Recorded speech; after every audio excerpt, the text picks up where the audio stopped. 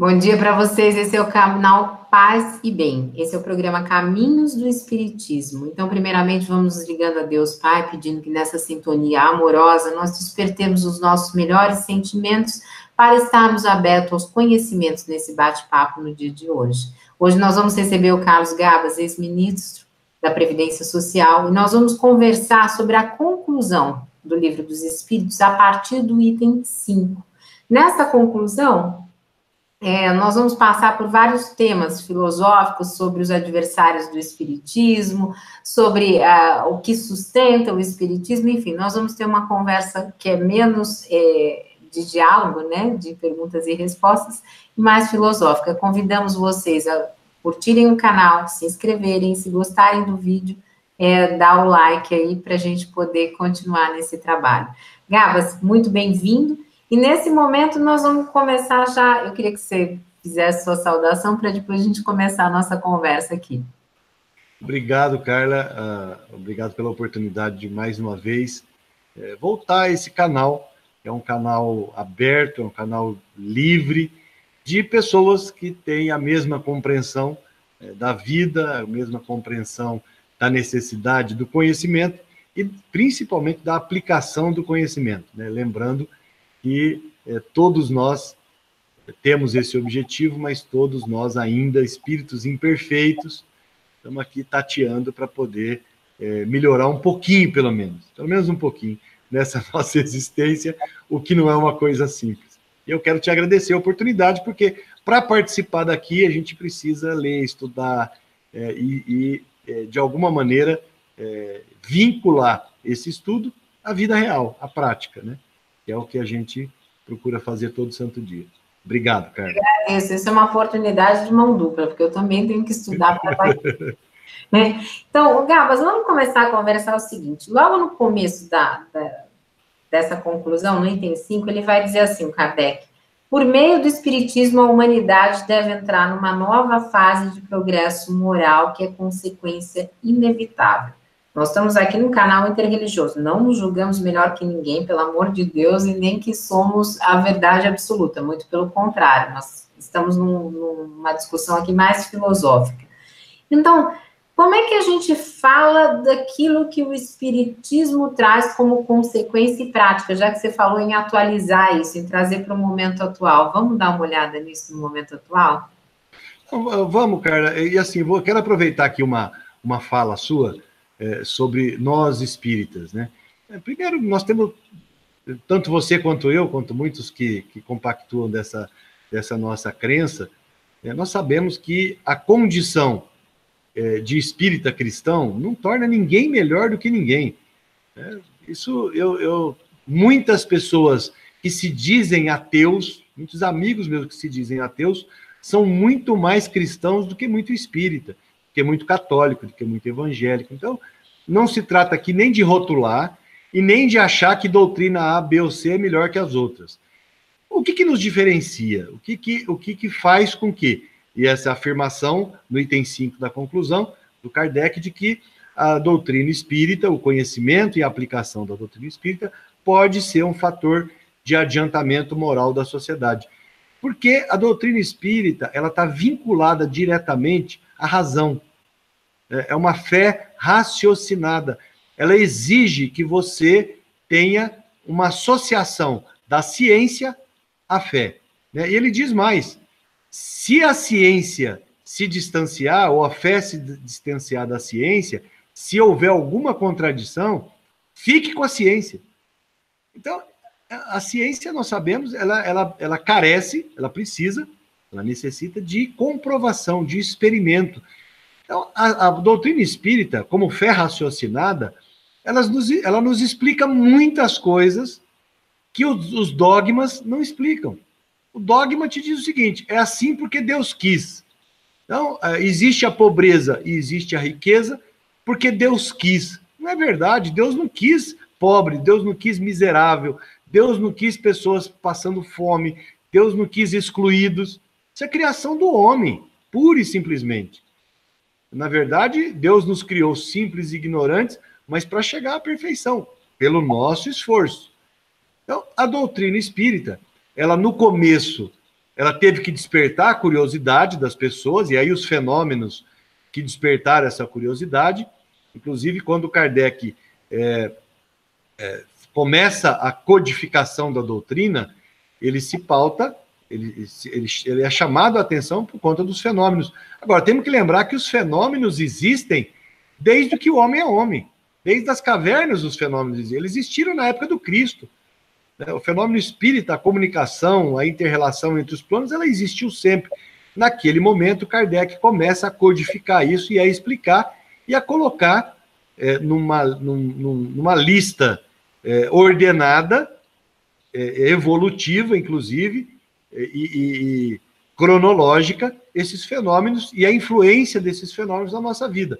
Então, aí a gente começa a raciocinar sobre, inclusive, os experimentos que ele se pautou, porque na França, na época, existiam cientistas devotados a questionar, a desmontar e a desqualificar o que Kardec dizia. E muitos deles se tornaram espíritas porque o experimento levou ele a comprovar a existência do que o Kardec dizia. Então, essa fé raciocinada é que nos leva, nos dias de hoje, por exemplo, a raciocinar sobre o que nós estamos vivendo. O aumento da exclusão social. É porque Deus resolveu, de 2016 para cá, 2017, quando a crise econômica, que foi potencializada por uma crise política, começou a cortar a verba social, impôs um teto de gastos sociais, mas não impôs um teto de gasto com a remuneração do capital especulativo, por exemplo. Ora, essa é uma opção dos governantes, é uma opção do Estado brasileiro. E isso fez com que aumentasse a pobreza, aumentasse a miséria, reduzissem as possibilidades de você retirar da exclusão milhões e milhões de pessoas. Porque quando você cria oportunidade, aí você sim transforma a vida da pessoa. A gente não transforma a vida das pessoas com cesta básica. É claro que a cesta básica ela é necessária. Eu reconheço a necessidade de você matar a fome do cidadão, da pessoa. Mas a pessoa precisa de oportunidade. Nós precisamos de políticas, Carla, que façam com que a filha da empregada doméstica negra possa ser médica. O filho do pedreiro possa ser engenheiro. Aí você muda uma sociedade, né, com oportunidade. Deixa eu te interromper um minutinho, pedir licença para falar uma coisa.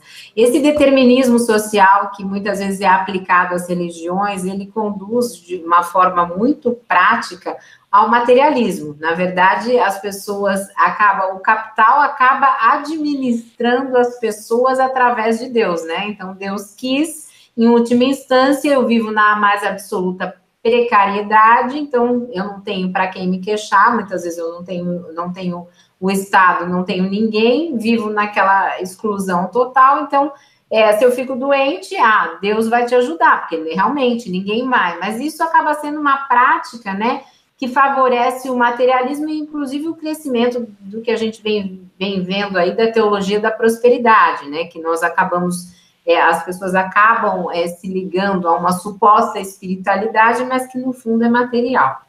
Mas voltando aqui à questão do espiritismo, eu queria te perguntar, eu queria conversar com você o seguinte, o espiritismo vai assentar suas bases, né, em Deus, na alma, na comunicação, né, com o mundo espiritual, nas provas mediúnicas, você falou dos cientistas, nós tivemos Richter, Bosano, Aksakov, né, na Rússia, todos esses cientistas fazendo pesquisa e fomentando, né, e validando aquilo que Kardec estava falando. Agora, tem uma coisa que a gente acaba deixando de falar, né? A gente acaba deixando de falar que o Espiritismo convida os homens à felicidade, à esperança, à verdadeira fraternidade, e vamos incluir aqui sororidade também, e que vê tudo isso com uma perspectiva fora do egoísmo e de consolação. Agora, por que ele tem tanto adversário? Bom, primeiro porque você tem aí, basicamente, aí de forma não exaustiva, mas didática, nós podemos dizer, e no próprio Livro dos Espíritos tem essa menção, são 3 tipos de adversário. Primeiro, o adversário que simplesmente nega essa possibilidade, a possibilidade da comunicação, a possibilidade da vida após a morte, a possibilidade das sucessivas existências, a possibilidade de um Deus Pai que não é punitivo, que não é um Deus vingativo, que não é um Deus que cria para queimar no fogo do inferno, porque, em última análise, se você admitir, né, e aí são as contradições dos dogmas, se você aqui admitir que Deus é onipotente, ele é onipresente, ele é onisciente, é claro que ele sabia que ele ia criar o ser humano, vamos individualizar, ele ia me criar, ele sabia que eu ia ser um errante, ele sabia que eu ia cometer erros, e eu iria queimar no fogo do inferno eternamente, sem nenhuma chance de me redimir no tempo. Ora, um Deus que cria para queimar no fogo do inferno não é um Deus Pai, né? Se ele já sabia o que eu ia fazer, ele é cruel, esse Deus é cruel. Então, é esse tipo de contradição que a doutrina espírita vem combater com esclarecimento, com razão, com raciocínio. Então, um segmento que combate a doutrina espírita, primeiro, nega por si só. Um outro segmento, ele reconhece a existência, reconhece que é factível isso, mas ele tem interesses. Ele tem interesses, como você disse, de dominação. Porque há uma forte tendência e uma aplicação do capitalismo de se manter, inclusive, como modo de produção e de acumulação de riqueza, a expropriação do pobre, a acumulação e a concentração e o abismo social que se estabelece, ele se utiliza da religião. Em várias religiões, não estou dizendo religião A, B ou C, não. Em todas elas, ele tenta se associar à religião como um instrumento de dominação. E aí a gente volta à Idade Média, quando foram criados os dogmas céu e inferno, porque Jesus não disse isso, que a pessoa vai para o inferno se ela não fizer a coisa A, B ou C, né? Ou, naquela época, se ela não doar seus bens para a igreja, né? E vários outros dogmas que foram colocados, criados pelo homem como instrumento de medo, né? Então você impõe o medo e aí a religião associada ao capitalismo salva o homem, cria meios de salvar essa alma. Então esse é o segundo ponto. E o terceiro é um segmento que também reconhece essa possibilidade. Olha, é verdade, é mais racional que haja as vidas sucessivas, que tenha várias experiências, mas, ao eu admitir isso, eu vou ter um encontro comigo mesmo, eu não quero. Então é mais conveniente, eu tenho um receio, eu tenho medo de eu ter que me explicar para mim mesmo ou para alguém. Então, como a minha vida está boa desse jeito, eu não quero saber de vidas sucessivas, não. Eu quero viver aqui agora do jeito que está bom. Então eu nego também, eu combato a doutrina por isso. Então, essas são as formas que você vê hoje de combate, mas a gente convive com isso. A doutrina, ela não é de uma pessoa, ela não é a doutrina do Kardec, ela não é doutrina, ela é a doutrina do Cristo que se expressou, que se expressa no mundo inteiro. Então, não dá para você combater a doutrina espírita porque ela está arraigada na sociedade. Que é, na verdade, do evangelho, né? Do cristianismo primitivo que a gente está aqui, e às vezes as pessoas dissociam, né, os espíritas disso, porque acabam esquecendo que, no fundo, a nossa moral, entre aspas, porque não estamos falando dessa moral aí que hoje em dia todo mundo defende, mas de uma moral no sentido de renovação interior e de transformação de sentimentos, que isso sim tem a ver com a questão espírita, é, na verdade, o quê? A do modelo de Jesus. Nós não conhecemos, né, outro, né, para as outras religiões, Jesus pode aparecer de diversas formas, mas para a gente é o espírito mais puro que já pisou na Terra. Então, é a ele que nós vamos seguir como modelo, porque não temos outro, não, Gaba? Senão fica difícil. E neste modelo, nós temos uma coisa que nós podemos atualizar, né, para a visão progressista, que é o da caridade universal. E quando a gente fala de caridade universal, a gente não está falando de assistencialismo, né, Gabas? Então eu queria que você atualizasse um pouco esse tema aí da doutrina espírita para os dias que nós estamos vivendo. Inclusive um dos preceitos, né, nossos é que fora da caridade não tem salvação. O ser humano não vai evoluir fora da caridade. Mas o que é essa caridade? É o doar o meu dízimo, é eu comprar a cesta básica no fim do mês, ela se expressa, ela não é a caridade material só, ela se expressa de várias maneiras. Né? E de acordo com cada possibilidade de cada pessoa, de cada cidadão, de cada ser humano. Então vamos voltar de novo aqui a questão de quem comanda o país, né? De qual pensamento, de qual força comanda o país. Nós tivemos um período, e eu não vou aqui, entre aspas, fulanizar para não criar problema, mas vamos falar dos períodos. Nós vivemos um período, Carla, no país, eu participei desse período, em que a força motriz, a força principal do governo era reduzir desigualdade social. Era acabar com uma mazela que tem não só no Brasil, mas no mundo, que é a fome, a miséria, a exclusão social. Porque gente não nasceu para morrer de fome, né?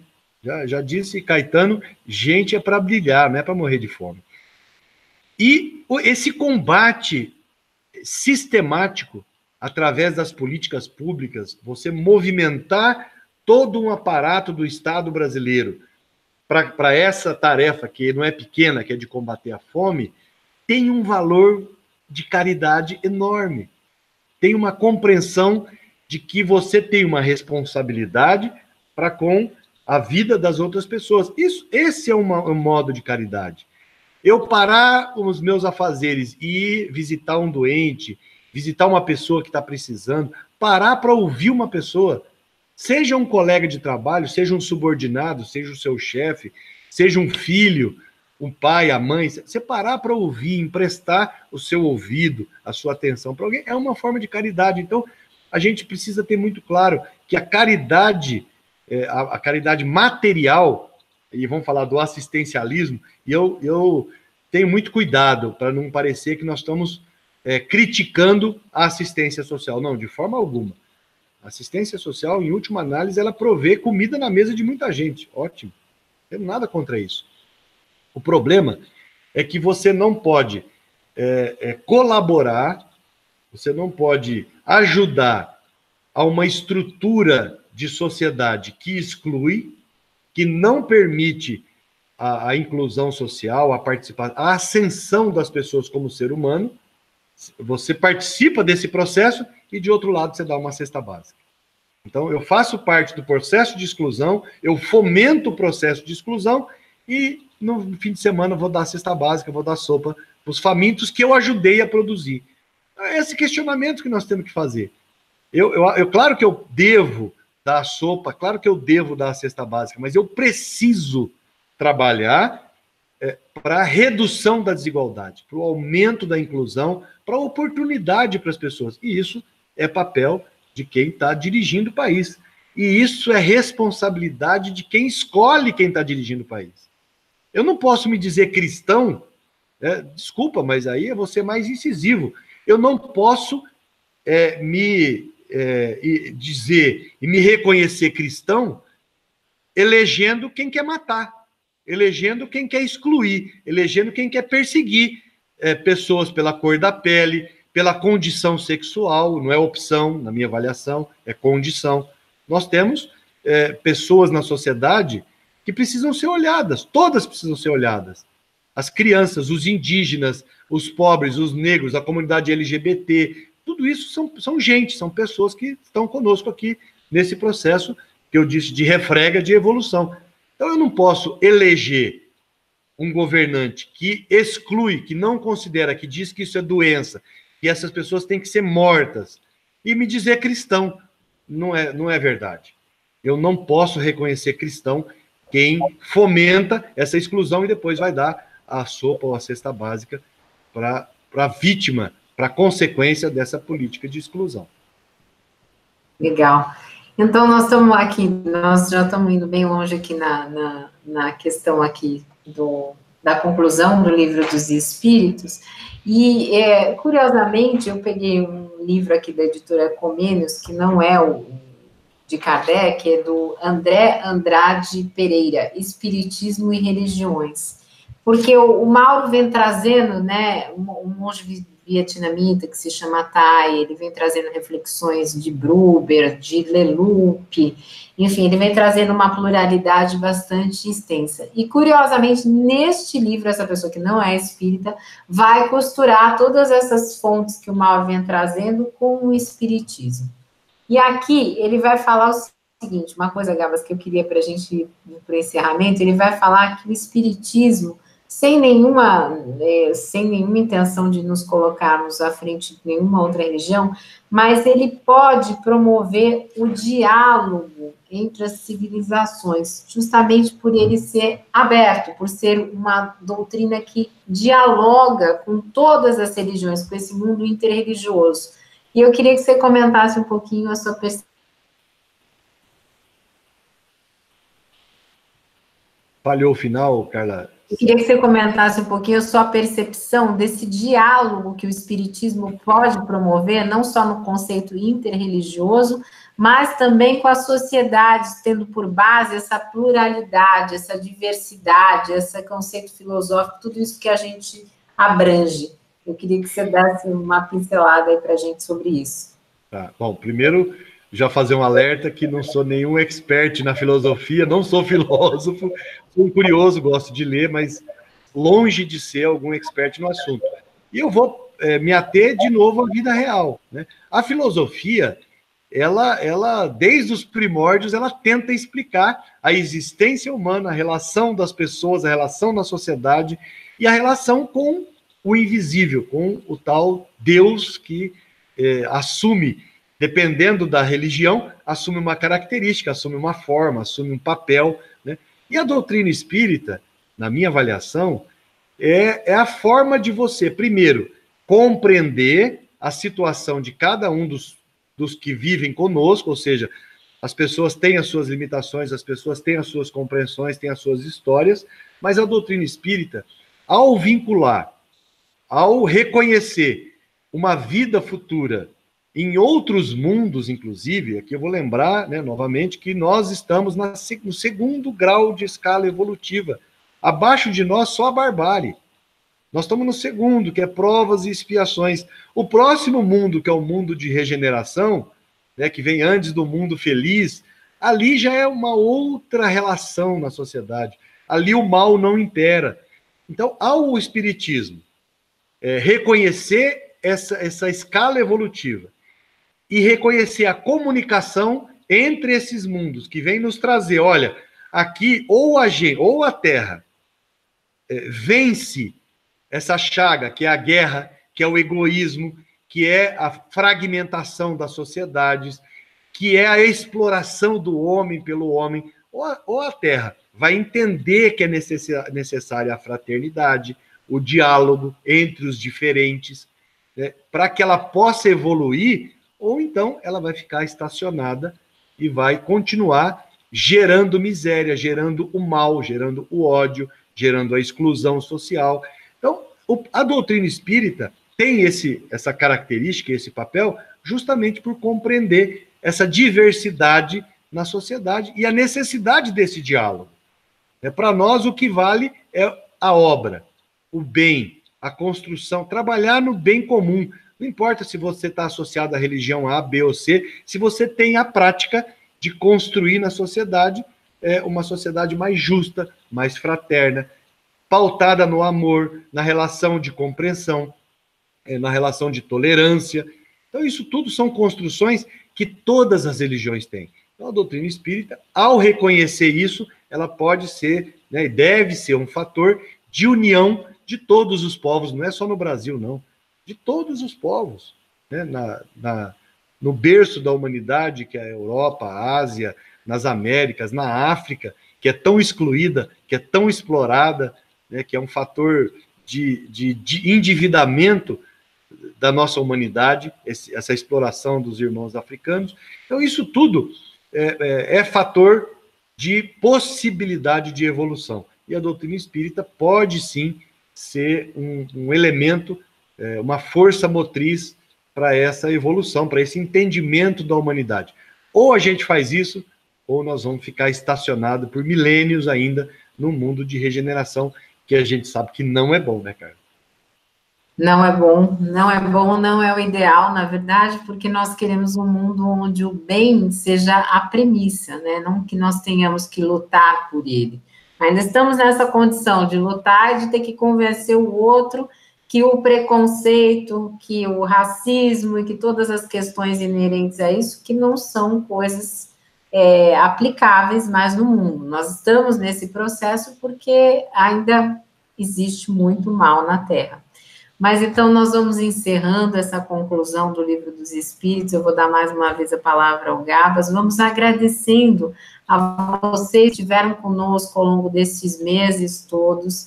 Se puderem ler o livro, se puderem, independentemente da crença, né, que pratiquem, é um livro mais filosófico, como é a doutrina espírita, né, filosófica e científica, até o seu aspecto religioso é embasado em filosofia, na verdade é no conceito filosófico, mas nós estamos aqui nesse canal unidos desse desejo de resgate da espiritualidade, que até para Jung, que não era espírita, não era religioso, a espiritualidade era uma questão do ser humano ter um encontro consigo, e ao elevar essa espiritualidade, nós sabemos que nós estamos contribuindo, principalmente num mundo onde se tem tantos casos de suicídio ainda. Então, que nós possamos, com essa conclusão, também praticar esse bem. Então, Gabas, eu vou te oferecer a palavra para o encerramento.